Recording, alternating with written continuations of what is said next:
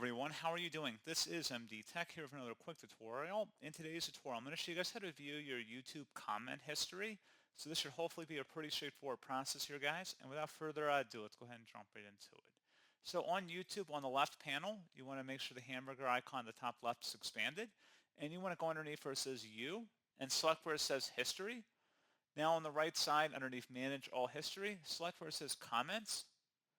And then at this point, it should give you a list of all of your comments you've made recently, and it should all show up here, assuming that you have your Google activities set up to keep track and archive your comment history. So pretty straightforward process on that, guys. And you just can scroll down. You can go ahead and look for comments through here, and that's what you have to do. So as always, thank you guys for watching this brief tutorial. I do hope I was able to help you out, and I do look forward to catching you all in the next tutorial. Goodbye.